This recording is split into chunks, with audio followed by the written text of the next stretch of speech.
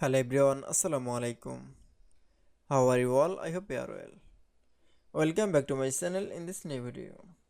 Today's video, how to capitalize every word in Microsoft Word. So get ready started.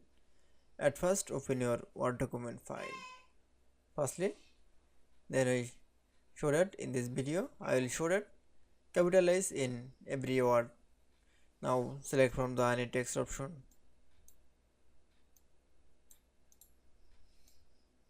Now going to the home menu option. Now click for the sense case option. Now click with the uppercase option. That's it.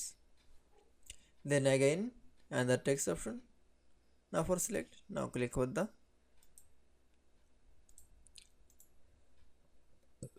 then again other text is the select is the apply from the same process. Now click with the sense case option. Now click with the uppercase option. That's it. Then I show the